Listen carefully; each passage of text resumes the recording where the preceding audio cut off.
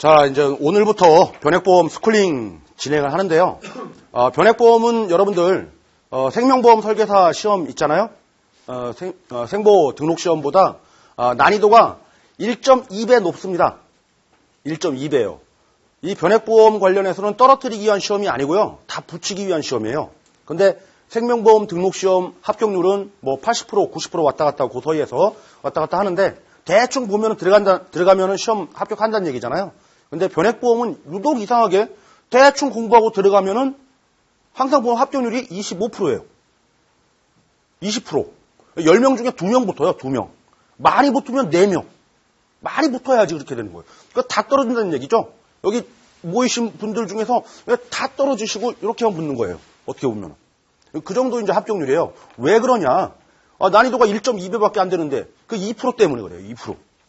2%를 공부를 안 하고 시험에 들어가시니까 그런 거예요. 변액보험은 우리 생명보험 등록 시험처럼 그냥 교재 안 보고 문제만 풀어보고 들어가면 붙겠지 이렇게 생각하시면 다 떨어진다는 얘기예요. 교재를 어느 정도 보고선 이해를 해야지만이 붙는 시험입니다. 그 이해 2% 조금만 하시면 되는데 그것들을 안 하시니까 이제 떨어지시는 거죠. 참석하시는 모든 분들은 2%를 넘기면 되는 거죠. 시험이 불과 얼마 안 남았잖아요. 그래서 저랑 같이 스쿨링 진행을 하는데 이 스쿨링 과정에서는 이 교재에 있는 내용을 하나하나 꼼꼼하게 정규과정처럼 전체를 훑게 되면은 못 따라갑니다. 시간도 부족하고요. 그래서 스쿨링의 장점이 뭡니까? 참석하면은 콕콕 찝어준 것만 열심히 하면은 붙겠다. 열심히도 안 해도 돼요. 적당히만 하시면 됩니다. 안 하면 떨어져요. 그래서 스쿨링 과정에서 여러분들 같이 하셨던 부분들 호흡하시면서 끝나고 나서 저녁 때, 밤에 뭐 밤잠 잠 안 오고 그럴 때 술 마시지 마시고요. 공부를 하시면은 다 합격하신다는 얘기예요. 그래서 예전에도 이제 공약을 거는데 전체 이렇게 모이신 분들의 합격률이 70% 이상 되면은 제가 회식 쏘겠다. 이런 공약 걸었는데 아직까지 그거 장전을 하고 있습니다. 장전을 하고 있는데 그거 써본 적이 한 번도 없어요. 여기 계신 분들 모두 합격하셔가지고 제 장전한 거를 한번 풀 수 있는 기회를 한번 주시기 바랍니다. 아셨죠? 왜 이렇게 굳은 표정 하지 마시고요. 자, 변액보험 오늘 총 이제 9시간으로 진행되잖아요. 9차시 진행되는데 1, 2, 3, 4차시까지 내일까지죠. 4차시까지 1장 할 겁니다. 1장 할 거고요. 그리고 나머지 2장하고 4장 부분은 뭐 1차시 뭐 배정을 하고 있는데 그것도 안 될 거예요. 나머지 부분은 거의 3장에 이제 할애를 하면서 진행을 할 걸로 스케줄은 좀 잡혀 있고요. 자, 출제 경향을 잠깐 볼게요. 여러분들. 자, 1장, 2장, 3장, 4장 총 4개 챕터로 구성되어 있고요. 2장하고 3장이 이제 보험 파트죠, 보험. 보험의 일반적인 생명보험을 다루는 게 2장 파트고요. 3장은 변액보험 다루는 게 3장 파트입니다. 자, 4장은 보험 공시와 관련된 부분, 예금자 보호제도 이런 부분들을 다루는 게 4장인데 자, 1장부터 한다고 했는데 1장을 시간을 4시간이나 할애하면서 열심히 해야 되겠다는 얘기죠. 1장이 이제 금융시장 파트죠. 금융상품 나오고 금융시장이 뭐냐 뭐 이런 말들이 나옵니다. 여러분들 가장 딱딱한 부분이 바로 1장입니다. 1장. 자, 출제 경향을 보면은 과거에는 15문항, 5문항 상식 문제를 없다라고 쳤을 때 자, 40문항 중에서 이렇게 비중을 좀 차지했었어요. 과거 출제 경향. 근데 요즘 출제 경향은 바뀌었죠. 10문항, 이게 20문항 이런 식으로 이제 바뀌었습니다. 변액보험이 제3장 부분이 시험 출제 비중이 가장 높다는 얘기예요. 3장 부분만 열심히 하면 되느냐? 그건 아닙니다. 이렇게 출제 비중이 적은 부분, 요런 5문제씩 나오는 거 다 맞추라는 얘기예요. 나오는 부분이 계속 나오기 때문에. 자, 시험 문제 많이 나오는 챕터 열심히 해야 되겠죠. 나오는 문제만 대충 해서 풀겠지. 이렇게 하면 틀립니다. 많이 출제되는 만큼 그만큼 지문을 응용해요. 시험 문제에서는. 막 꽈요. 그래서 많이 출제되는 데서 전략적으로 공부를 열심히 해서 다 맞아야지. 이건 잘못된 생각이에요. 자, 수험 문제 중에서 최소한 나는 15문제만 맞춰야지. 이렇게 생각을 해야 돼요. 다 맞춘다라고 생각하면 안 된다는 얘기예요. 처음부터. 자, 그렇게 접근을 하면 되겠다라는 얘기고요. 시험 문제는 3장에서 가장 많이 나온다. 이렇게 좀 생각을 하시고. 자, 그리고 스쿨링 시간에는 여러분들 레벨 수준을 초딩 수준으로 생각해서 진행하겠습니다. 초딩. 뭐 중학교, 뭐 대학교 수준 뭐 이런 식으로 진행을 하다 보니까 너무 어려워들 하시는 거죠. 초딩 수준으로 생각을 해서 콕콕 집어가면서 설명을 드릴 테니까 잘 따라오시기 바라고요. 자, 교재 보도록 합니다. 1장. 여러분들 7페이지예요. 7페이지. 페이지 수 맞죠? 자, 7페이지. 자, 금융시장의 이해 파트입니다. 1장. 금융시장의 이해. 자, 1번. 금융시장과 금융상품. 자, 가번 갑니다. 금융과 금융시장. 안 나옵니다. 그죠? 이런 게 중요한 게 아니에요? 이런 게 중요한 거잖아요. 나온다, 안 나온다. 그죠? 안 나옵니다. 밑으로 갑니다. 2번. 금융기관. 안 나옵니다. 넘어갑니다. 넘어갑니다. 자, 8페이지 4번 금융시장의 기능 있죠? 기능 바로 위에 줄 봅니다. 위에 줄. 위에 줄에 몇 줄, 밑줄 쳐져 있죠? 그 부분만 설명드리고 넘어가도록 합니다. 1장 앞부분에서는. 자, 우리 직접금융과 금융에는 직접금융과 간접금융이 있다. 이런 표현이 나와요. 직접금융과 간접금융이 있다. 이 직접금융은 뭡니까? 내가 직접 주식 사는 거. 맞죠? 내가 직접 돈이 있으니까 돈 필요한 놈한테 주는 거, 돈. 내가 돈이 부족하니까 뭔가의 증서를 주면서 돈 받는 거. 직접 다이렉트로. 이게 바로 직접금융이라는 얘기예요. 직접금융. 이게 대표적으로 증권시장이 바로 직접금융에 해당되는 거고요. 자, 간접금융. 내가 돈이 필요한데 돈 많은 사람한테 빌린다. 이건데 그 많은 사람이 또 많은 사람한테 빌려가지고선 중개를 해주는 거예요. 그죠? 건너가면서. 대표적으로 은행이 여기에 해당되죠. 은행. 되셨죠? 그러면은 직접금융에 해당되는 증권시장, 증권회사는 그러면은 뭐 하는 거냐? 증권회사는 쉽게 말해서 증권회사는 자금이 필요한 수요자와 자금을 공급하는 넉넉한 사람 사이에서 증권회사는 무슨 역할을 해주는 거냐? 둘 간의 돈을 다이렉트로 직접 연결시키는 주선 역할을 하는 거다라는 얘기예요. 주선. 그죠? 그러면은 간접금융에서 수요자와 공급자 사이에 있는 은행은 뭐 하는 거냐? 주선하는 거냐? 아니다. 자기가 돈 받아가지고, 돈 빌려주고, 그죠? 예금 받아가지고, 대출해주고, 이런 식으로 중개하는 거다라는 거죠. 핵심 키워드를 체크하라는 얘기죠. 자, 직접금융의 핵심 키워드는 뭐다? 주선이다. 자, 간접금융의 핵심 키워드는 뭐다? 중개다. 그 대표적인 시장이 증권시장과 은행, 이렇게 구분되더라라는 얘기예요. 그래서 시험 문제는 아주 단순합니다. 은행은 직접금융이다. 이러면 틀린 말이죠. 은행은 직접금융이다. 그럼 틀린 말이에요. 자, 그런 식으로 이제 시험 문제가 지문이 나오니까 이걸 뭐 외우는 겁니까, 이거를? 아니잖아요. 안 외우는 거잖아요. 그죠? 유치원생도 다 알아듣습니다, 이거. 그죠? 근데 여러분들 시험장 가보세요. 지문에 나와요. 그럼 다 틀립니다, 또. 희한해요. 자, 그렇게 봤습니다. 자, 4번 가죠. 금융시장의 기능. 그러면은 금융과 관련된 시장이 형성이 되는데 어떻게 생기는지 몰라요. 그 시장에서 도대체 무슨 기능을 하느냐라는 얘기죠. 자, 큰 타이틀 옆에 쓰십시오. 여러분들 큰 타이틀 나 금융시장의 기능 옆에서 쓰시라고요. 뭐라고 쓰냐면은 좋은 기능 이렇게. 좋은 기능. 자, 한번 보죠. 그 기능이 뭐뭐 있는지. 자금의 중개가 있어요. 밑에 가서 1번 자금의 중개. 옆 페이지 한번 가볼까요? 금융자산 가격을 결정해 준대요. 유동성을 제공해 준대요. 거래 비용을 줄여준대요. 위험도 관리해 준대요. 다음 페이지 넘어가 보니까 시장도 통제해 준대요. 이런 6가지 여러 가지 기능들이 있다는 얘기죠. 이 기능들을 다 외우냐? 이거 아니죠. 다음 중 금융시장의 기능이 아닌 것은 이거예요. 시험 문제는. 다음 중 금융시장의 기능이 아닌 것은. 금융시장의 기능, 키워드가 뭐라고요? 좋은 기능. 답은 뭐겠어요, 그러면? 나쁜 거 찾으면 돼요. 나쁜 거. 정답은 나쁜 거 찾는 겁니다. 자, 대표적으로 여러분들 어디로 볼까요? 8페이지. 맨 밑에 문제 2번. 다음 중 금융시장의 기능을 볼 수 없는 것은 정답 찾기, 나쁜 놈 찾기입니다. 뭡니까 정답은?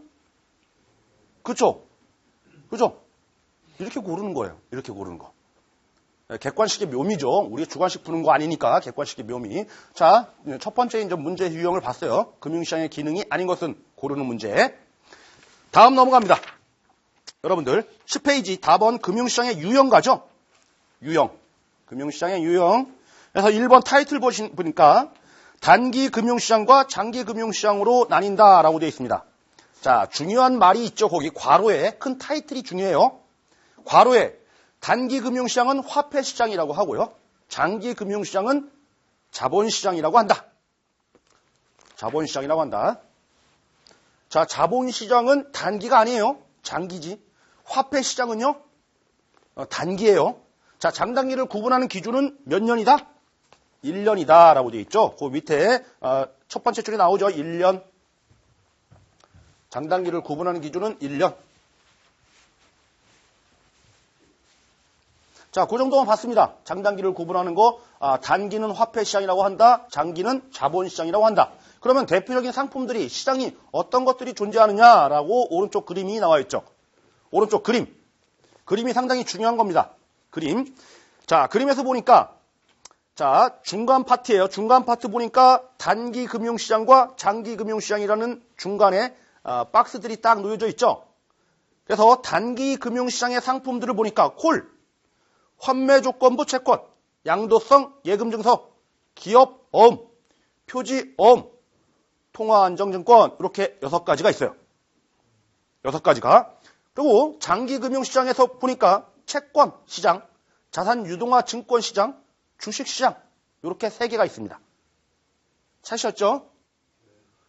자, 장단기를 구분할 줄 아시란 얘기예요. 장단기를 구분할 줄 알자는 얘기죠. 그러면은 여러분들 단기를 외울 겁니까? 장기를 외울 겁니까? 장기를 보시면 되죠. 우리가 흔히 말하는 투자와 관련된 상품, 주식과 채권은 장기 상품이구나. 이렇게 이해하시면 된다는 얘기예요. 나머지는 모두 단기다라는 얘기죠. 단기. 그러면 시험 문제 이렇게 나오면 맞추시겠죠? 다음 중 화폐 시장으로 구성되어 있는 것은 이렇게 시험 문제 나오면 이 화폐 시장은 무슨 시장이다? 단기 시장이다. 그러면 단기 상품으로만 짝지어진 것은 이렇게 고르는 거예요. 그러면은 뭐 들어가면 안 됩니까? 주식, 채권 들어가면은 틀리다라는 얘기죠. 왜? 주식, 채권은 장기 상품이니까. 이해되시죠? 이런 식으로 접근하는 거예요. 그래서 단기 상품 보니까 콜, 환매조건부 채권, 양도성 예금증서, 기업어음, 표지어음, 통화안정증권은 다음 시간에 설명드릴 거예요. 하나하나. 왜냐하면 상품 같이 설명드릴 때 일괄적으로 설명드리는 게 편하니까. 자, 두 번째 테마를 봤습니다. 첫 번째는 금융시장의 기능으로 틀린 것은 그런 문제. 두 번째는 장기 상품과 단기 상품 구분하는 거. 다음 넘어가죠. 어렵지 않아요. 여러분들. 자, 12페이지부터 13페이지까지는 자, 단기 금융상품인 6가지 항목이 나와 있어요. 요거는 뒤쪽에 금융상품 설명드릴 때 다시 와서 설명드리도록 합니다. 자, 넘어가죠. 14페이지. 자, 14페이지. 외환시장. 외환시장. 안 나옵니다. 그죠? 밑으로 갑니다. 밑으로 가서 보니까 3번에 파생금융상품시장 이런 말이 나옵니다. 오른쪽 가죠. 자, 오른쪽 가번 파생금융상품 해서 그 페이지의 정확히 중간에 영어로 되어 있는 4가지가 있습니다. 찾으셨죠?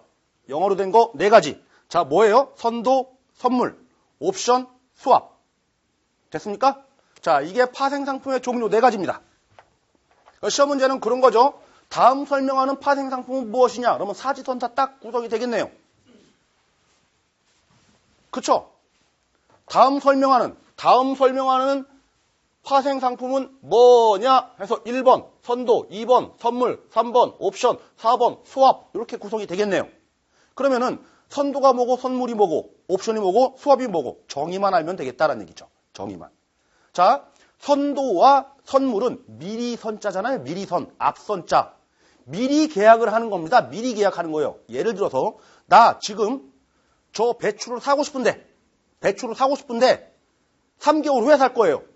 근데 3개월 후에 배추값이 폭등하면은 너무 비싸잖아요, 한 포기가. 그러니까 미리 지금 미리 저 한 포기에 1,000원에 살게. 이렇게 계약하는 거예요. 이게 바로 미리 계약한다. 선이에요, 선. 근데 선인데 똑같이 미리 선자인데 앞선자인데 어떤 건 도고 어떤 건 선물이에요. 도와 물의 차이점은 뭐냐? 자, 물은 뭐냐면은 그 제품이 표준화되어 있고 뭐 바뀌지가 않는다는 얘기예요. 그렇기 때문에 표준화되어 있기 때문에 거래소, 한국 거래소에서 거래될 수 있는 상품이 바로 선물입니다. 그러면은 장내에서 거래되는 게 바로 선물이다라는 얘기예요. 그러면 장내에서 표준화가 안 돼 있으니까 장외에서 니네끼리 거래하는 게 바로 선도다라는 얘기예요. 똑같은 내용인데 표준화냐, 표준화가 안 돼 있느냐, 거래소냐, 거래소가 아니냐, 이 차이입니다. 선도와 선물. 이해되시죠?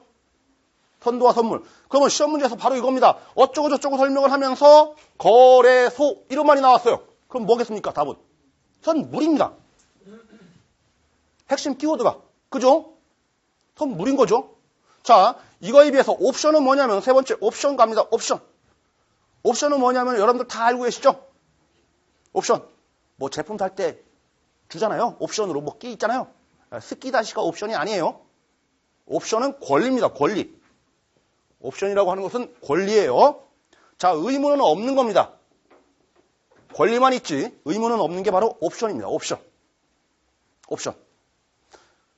말 그대로 배추를 산다고 했습니다. 한 포기에 1,000원에 3개월 후에 가서 보니까 한 포기에 100원이에요. 똥값입니다. 그래도 나는 1,000원에 사야 되느냐? 아닙니다. 선도와 선물은 무조건 거래가 일어나야 되지만은 옵션은 의무는 없기 때문에 안 사도 됩니다. 이게 바로 옵션이에요. 요 차이점이 있더란 얘기죠. 그러면은 다음 설명하는 파생 상품은 뭐냐? 어쩌고 저쩌고 저쩌고 권리만 있다? 답은 뭐라고요? 옵션. 권리만 있다? 옵션. 권리만 있다? 옵션. 핵심 키워드를 찾자는 얘기죠. 자, 마지막으로 수압입니다. 수압. 수압. 남사스럽죠? 다 알죠, 여러분들. 뒤에 핑만 붙이면 다 알죠? 교환하는 겁니다. 교환. 핵심 키워드는 교환. 뭐 수압에 대해서 뭐 설명드리면은 너무 설명드릴 게 많죠. 선물이 뭐다, 선도가 뭐다, 옵션이 뭐다, 수압이 뭐다. 이거 파생상품 공부하는 거잖아요. 우리 변액고시에는 이 정도만 공부하면 됩니다. 변액고시에서는. 핵심적인 키워드 거래소에서 표준화되어 있기 때문에 거래소에서 거래된다. 선물. 권리만 있다. 옵션. 교환이다. 수압. 됐죠? 이렇게 네 가지 용어 정리만 해두시면 충분합니다. 자, 넘어가죠. 자, 다음으로 16페이지 라번의 금리의 이해입니다. 이번 시간에 첫 번째 시간에서 가장 중요한 거 무조건 나옵니다. 이거 100% 금리. 금리는 무조건 나옵니다. 자, 초딩 수준으로 갑니다. 초딩 수준. 자, 금리가 R이라고 표현할게요. 이자율이에요. 이자율. 금리가 올랐다. 올랐다. 여러분들 공부할 때는 극단적으로 생각하세요. 지금 현재 금리가 3%였는데 올랐다. 몇 프로로 올랐을까요? 70%로 올랐다. 이런 상황을 가정합니다. 아셨죠? 뭐 3%에서 4% 올랐다. 쪼잔하게 그렇게 공부하지 말고 공부할 때는 확실하게 확 올랐다. 금리가 올랐다. 어떻게 할까? 여러분 입장에서는 내 지금 주머니에 돈이 있는데 이거를 까먹을까요? 슈퍼 가서 사 먹을까요? 아니면은 통장에 집어넣을까요? 뭐 할까요? 그렇죠. 당연히 통장에 집어넣죠. 아끼죠. 그러니까 소비가 줄어든다는 얘기예요. 소비를 안 합니다. 안 사 먹습니다. 이거는 초등학생도 다 합니다. 그러면 기업은요? 장사가 됩니까? 안 됩니까? 장사가 안 돼요.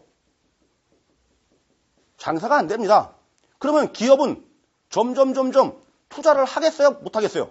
못 하죠. 기업은 위축될 수밖에 없습니다. 그렇죠. 당연한 거죠. 그러면 그 기업의 주가는 어떻게 되겠어요? 떨어지겠죠. 금리가 오르면 이런 현상이 발생한다는 얘기죠. 즉, 주가도 떨어지고 기업 투자합니까? 기업이 투자를? 투자 안 하죠. 안 팔리는데 어디 투자합니까? 여러분들 신규 신입사원 채용합니까? 채용도 안 합니다.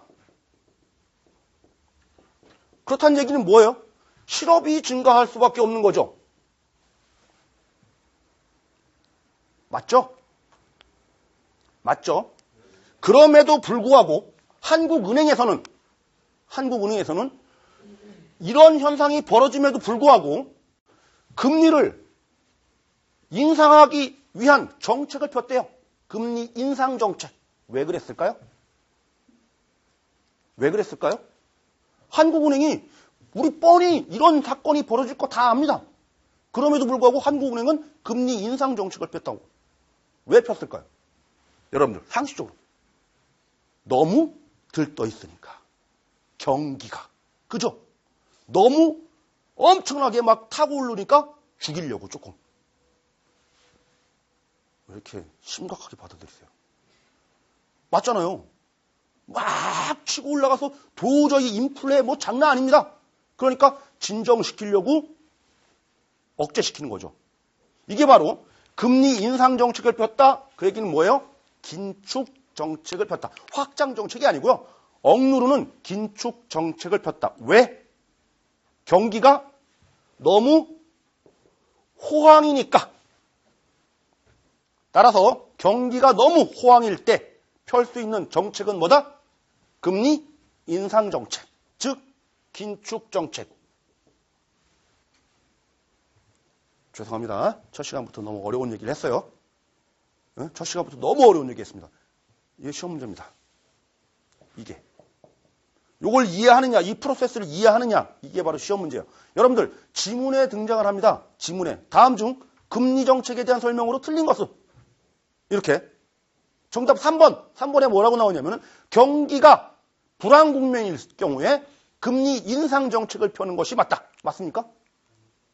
경기가 호황일 때 인상 정책을 펴야죠. 그죠? 억눌러야 되니까. 이런 식의 응용되는 문제가 나오니까 어려운 거죠. 이해하면 참 쉬운데 여러분들 가만히 이렇게 해서 다 이해됐잖아요. 지금 들으면서.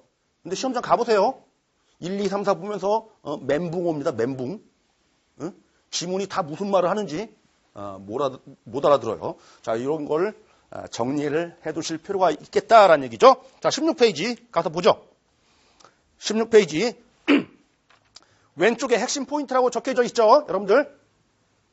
금리 상승하니까 금리가 이처럼 3%에서 70%로 상승하니까 소비는 줄고 저축한다는 얘기죠. 기업은요.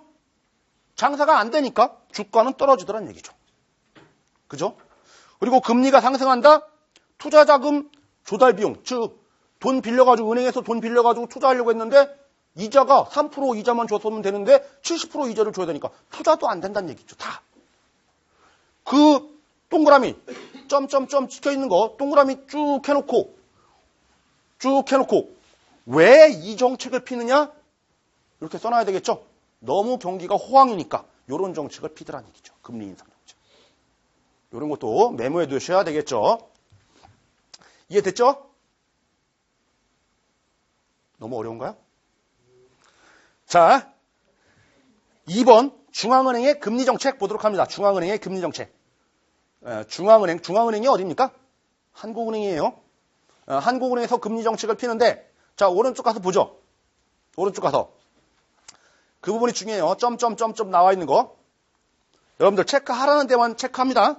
괜히 엄한 데 체크해가지고 그걸 점점점점 다 공부하지 말고요.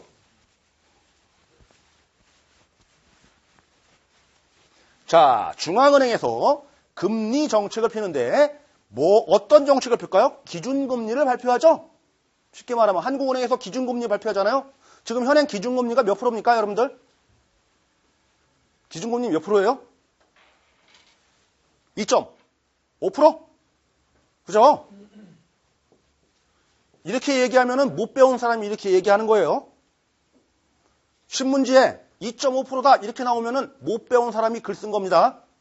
2.50% 이렇게 써야 돼요. 그 이유는 제가 설명드릴 거예요. 못 배운 사람이 2.5%다 그런 얘기하는 겁니다. 2.50% 이렇게 써야 된다는 얘기예요. 왜 그런지 보죠.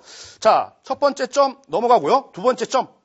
매월 한국은행 최고 의사결정기구인 금융통화위원회는 이라는 말이 나옵니다. 중요한 키워드. 매월. 매월에 동그라미 칩니다. 매월. 어디에서? 금융통화위원회, 금통위라고 줄여서 말하죠. 여기에도 동그라미 칩니다. 금통위에서 금통위에서 기준금리를 발표하는데, 자, 세 번째 점 갑니다. 세 번째 점, 한국은행 기준금리의 목표 수준을 전월 수준으로 유지할지 아니면은 변경할지를 공표한다라고 되어 있는데 중요한 것은 괄호예요. 0.25%포인트 또는 그 배수 단위로 이런 말이 나옵니다. 0.25%. 자, 지금 현행 기준금리가 2.50%인데 자, 한 단계 줄이겠다라고 하면은 2.40% 이렇게 줄이면은 안 된다는 얘기죠. 어떻게 줄이라? 한 단계 줄이면 2.25% 이렇게 줄이라는 얘기예요. 그 말이 0.25%포인트 단위, 0.25%포인트 단위로 아니면 두 단계 줄이겠다라고 하면은 2.00% 이렇게 한 단계 올리겠다라고 하면은 2.75% 포인트 이렇게 이해됐죠? 이렇게 움직이란 얘기예요. 그렇기 때문에 요거를 쓴 거예요. 요 단위수에 맞춰가지고. 됐죠? 자, 0.25%포인트. 거기에 0.25의 동그라미. 0.25의 동그라미. 자, 그리고 쭉 5줄 내려가니까 뭐라고 되어 있냐면은 밑줄 쳐져 있는 거. 한국은행 기준금리는 한국은행과 금융기관 간 거래의 기준이 되는 금리로 주로 7일물 환매조건부 채권금리를 이용한다. 그래서 RP금리를 이용한다라는 부분이 나와 있죠. 거기 환매조건부 RP. 거기에다가 동그라미. RP금리를 이용한다. RP금리를 이용한다. 자, 이게 시험 문제입니다, 이게. 이게 시험 문제예요. 자, 0.25% 요거까지. 이게 시험 문제예요. 어떻게 시험 문제 나오냐면은 0.01% 단위로 틀린 말이죠. 제가 지금 쓰는 거 다 틀린 말이에요. 분기별로 발표한다. 틀린 말입니다. 금융감독원이 말도 안 되는 말을 하고 있는 거죠. 금융통화위원회인데. 그죠? RP금리, 양도성 예금금리, CD금리를 보고선 결정한다. 이런 말이 나오면 다 틀리다는 얘기예요. 다 틀린 말입니다. 다 틀린 말. 핵심적인 키워드를 잘 정리를 해두셔야 되겠죠. 핵심적인 키워드만 잘 정리해 주시면 됩니다. 충분합니다. 자, 17페이지 봤고요. 18페이지 넘어갑니다. 금리 부분은 상당히 중요해요. 금리 파트에서 두 문제도 나올 때도 있어요. 두 문제까지.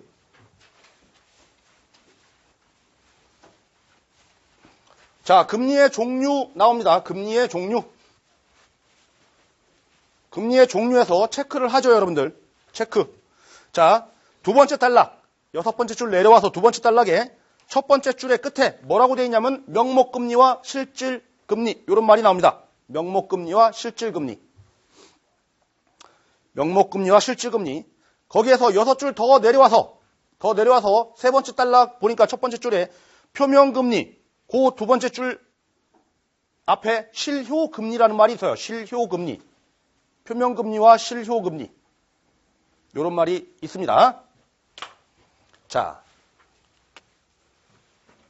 명목금리와 실질금리가 있고요. 명목금리와 실질금리가 있고 표면금리와 실효금리가 있어요. 자, 표면금리와 실효금리에 대해서는 여러분들 채권 파트에서 설명드릴 거예요. 이번 시간에는 명목과 실질만 봅니다. 명목. 은행에서요, 여러분들한테 10% 이자를 준다고 말을 합니다. 그런데요, 물가 상승률이 4%예요. 그러면 여러분들 실질적으로 몇 프로 먹는 겁니까? 6% 먹는 거죠. 초등학교 3학년한테 가서 얘기하면 이거를 방정식으로, 등식으로 표현해라. 그러면은 이렇게 잘 씁니다. 요거, 그죠? 물가 상승률. 됐죠? 그러면은 결국 나왔네요. 명목금리는 실질금리의 물가 상승률을 가산한 거죠. 식 자체를 우리가 우리말로 표현하니까, 그죠? 맞죠? 자, 명목금리는 실질금리의 물가 상승률을 가산한 거다. 이래야지 맞는 말이에요. 괜히 시험 문제 가지고 명목금리는 실질금리의 물가 상승률을 차감한 거다. 그럼 틀려요. 이해했죠? 그러면은 우리 한번 치환을 할까요? 좌변을 우변으로, 우변을 좌변으로. 자, 실질금리를 두고 명목금리를 여기다 두고 물가만 넘겨볼까요? 더하기가 뭘로 바뀝니까? 그렇죠. 자, 그럼 실질금리는 명목금리에 물가 상승률을 가산한 거다. 그러면 맞습니까? 틀리죠? 차감한 거다. 이렇게 표현해야 되겠죠. 말장난입니다. 말장난. 말장난에 당하지 마세요. 자, 명목금리는 실질금리에 물가 상승률을 가산한 거다. 됐죠? 자, 실질금리는 명목금리에 물가 상승률을 차감한 거다. 이렇게 잘 정리를 해주시면 됩니다. 이거 시험장 가서 막 헷갈립니다. 그러면 헷갈리면은 시험장에 이거 하나만 암기해가지고 시험지에다 써놓으면 되겠죠, 그냥. 그럼 뭐 해석하고 자식 걸 필요도 없잖아요. 요거 와가지고 우선 여러분들 해석해서 지문을 풀면은 충분하다라는 얘기죠.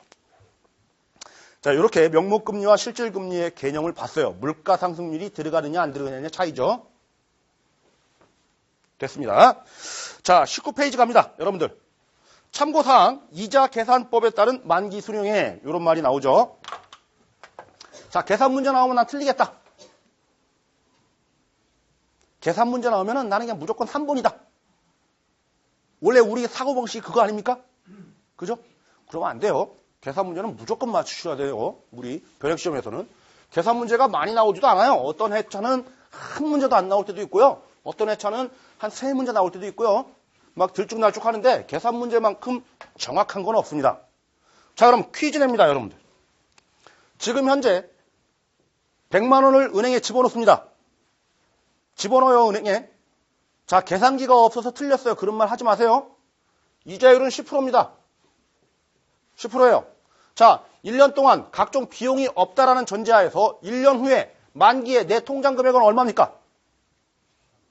110만 원. 이거 못 푸시는 분. 풀죠? 자, 2년이 지났다.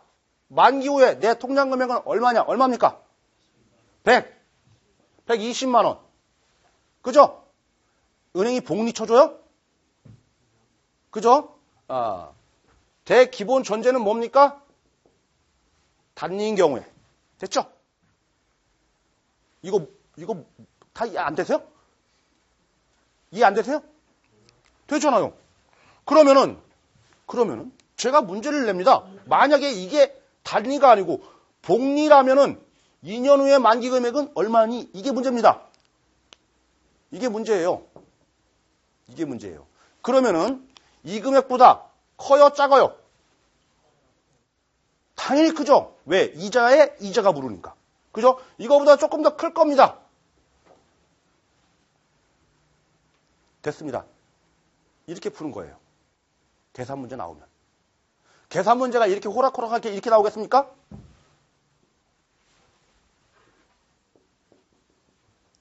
이렇게 나오겠죠? 계산 문제가 100만 원 10% 이렇게 나오겠어요? 그렇게 안 나오겠죠? 400만 원 10%에 2년 이렇게 나오겠습니까? 3년 이렇게 나오겠죠? 계산 문제 내면은 3년 후에 만기 금액은 얼마냐? 한번 따져볼까요? 만약에 복리가 아니고 단리라면은 이자가 얼마 부른다는 얘기예요? 1년에 40만 원씩 3년간 부르니까 이자만 120만 원이 부르네요. 그죠? 단리라면은 얼마겠습니까? 520만 원이 단리 만기 금액일 거예요. 그런데 복리니까 이거보다 조금 더 큰 게 있을 거예요. 요 520만 원이 3번의 지문에 있을 겁니다. 그럼 정답은 몇 번이에요? 4번. 그죠? 이해 안 되세요? 자, 문제를 한번 볼까요, 그러면? 문제를? 자, 19페이지 여러분들 맨 밑에 1번 문제 보도록 합니다. 원금 100만 원, 2년 만기, 연이율 10%, 일시납 정기예금이 만기 수령 금액은 맞는 것은 뭐예요? 120만 원이죠, 이거는. 단리라잖아, 단리. 그죠? 이런 문제 나와서 뭐 틀리면 안 돼요. 근데 만약에 이게 복리라면 121만 원일 겁니다. 그죠? 120만 원보다는 조금 더 큰 거. 만약에 4번 지분이 125만 원 이렇게 표현이 돼 있는데 그게 121만 원으로 표현돼서 시험 출제를 할 거예요. 그래서 정답은 단리보다는 조금 더 큰 거 고르면 되겠다는 얘기죠. 조금 더 큰 거. 자, 계산기가 없어서 못 풀었어요. 그거 아닙니다. 단리 금액을 먼저 확정을 하고 그거보다 조금 더 큰 거를 답을 찾으시면 된다는 얘기예요. 자, 이런 식으로 복리 계산 문제는 풀면 되겠다라는 거고요. 자, 위에 가서 식을 보죠, 여러분들. 식을. 자, 위에 참고해서 첫 번째 점, 단리에 대한 식이고요. 두 번째 점, 연복리. 세 번째 점, 6개월 복리. 네 번째 점, 12개월 복리. 이렇게 나옵니다. 그래서 연복리, 6개월 복리, 12개월 복리. 그 복리식 3개를 반드시 기억을 하셔야 돼요. 이게 시험 문제입니다.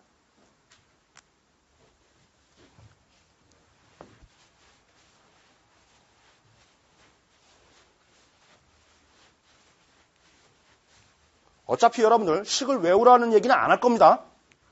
식을 외우라는 얘기는 안 할 거예요. 자, 보죠. 2년입니다. 2년. 기간은 2년. 이자율은 10% 준대요. 연 10%. 이게 복리로 굴러간대요. 그러면은 원금 맡기고 10%로 불이 돼서 원금과 이자가 부를 거고, 그죠? 이 원금 이자를 합친 금액을 다시 10%로 또 불이해서 간다는 얘기가 복리죠.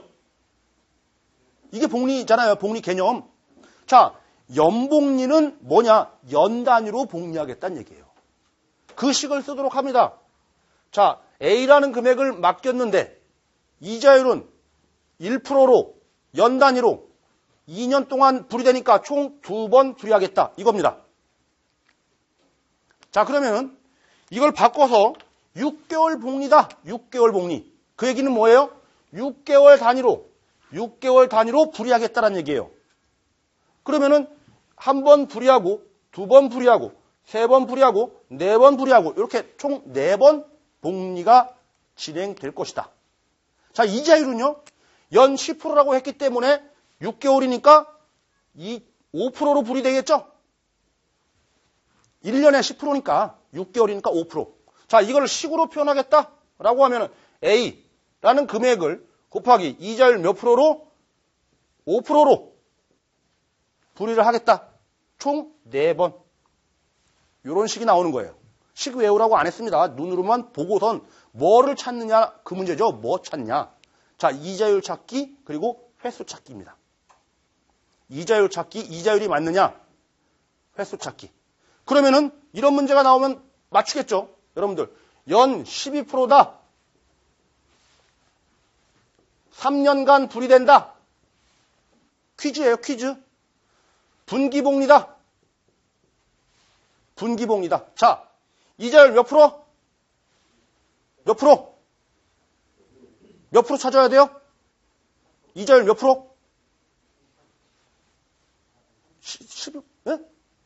3% 찾아야죠. 3%. 왜요? 1년에 4번 복리된대요. 4번. 1년 총 12%래요. 그러면 3개월 단위는 몇 프로예요? 3%잖아요. 이해 안 되세요? 되죠. 3% 찾기 문제입니다. 1년에 4번. 3년간 불이된대요. 몇 번 불이됩니까? 총 12번 불이된다는 얘기죠. 12번. 12횟수 찾기 문제입니다. 그러면 이걸 식으로 표현하면 100만 원을 집어넣었다. 예를 들어서 100만 원 곱하기 1 플러스 0.03에 12승 이렇게 표현될 거예요. 1, 2, 3, 4 중에서 요거 찾기 문제입니다. 1, 2, 3, 4 중에서 요거 찾기 문제. 난 도저히 못 찾겠다. 도저히 못 찾겠다. 그러시면 안 돼요. 찾아내야 됩니다, 이거. 이거 매 회차 시험 문제 나옵니다, 이거. 찾기 문제. 시험 문제 이거예요. 연 12% 100만 원을 집어넣었을 경우에 3년간 분기복리 적용됐을 경우에 만기금액식으로 맞는 것은 고르는 문제. 뭐 찾기 문제? 이자율 찾기 문제. 횟수 찾기 문제입니다. 이자율과 횟수 찾기 문제. 횟수 찾기 문제. 우리 어머님들한테 설명하면은 요게 0.03이 3%다. 맞죠? 요거를 못 찾아가지고 해석을 못 하셔가지고 이게 3%인지 해석을 못 하셔가지고 틀리시는 분들도 계세요. 가끔씩. 요거 해석할 줄 알자라는 얘기죠. 알자. 자, 요런 문제 나오면 다 맞추시란 얘기고요. 만약에 요게 분기복리가 아니고 혹시라도 시험 문제에서 12개월 즉 월복리다. 이렇게 나오면은 답은 어떻게 될까요? 이게 뭘로 바뀔까요? 0.03 1로 바뀌겠죠? 요게 뭘로 바뀔까요? 36으로 바뀌겠죠? 자, 이해되셨죠? 이렇게 고르는 거예요. 자, 그렇게 접근하면 다 맞추십니다. 여러분들 지금 첫 시간 막 좀 지루하잖아요. 어려운 내용 하고 있잖아요. 여러분들 벌써 3문제 맞추신 거예요. 최소한 3문제. 대표적으로 무조건 나온다라는 거, 금리 이거, 그죠?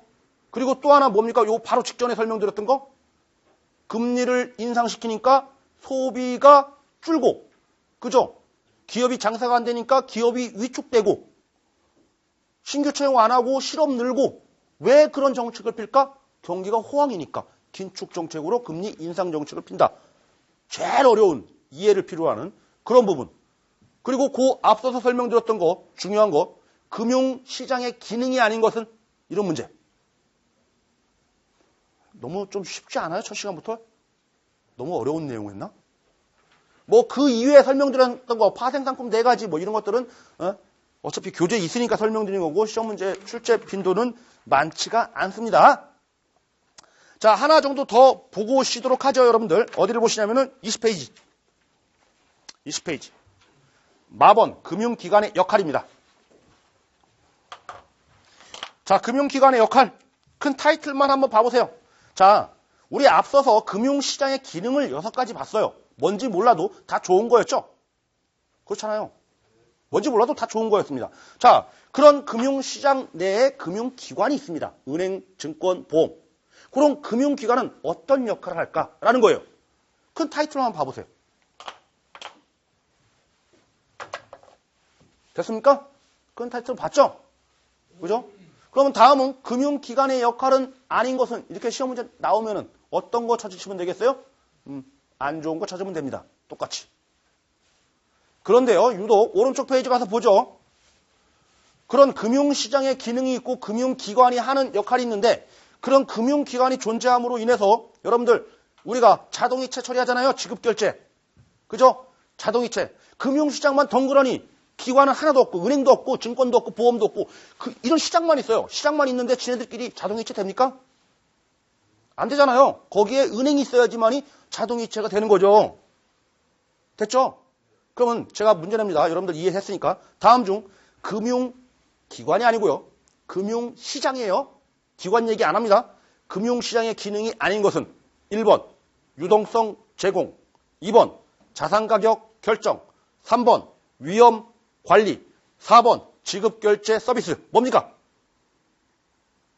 4번이죠. 4번은 금융시장만 존재하면 있는 게 아니에요. 거기에 금융기관이 있음으로써 제공되는 서비스란 얘기예요.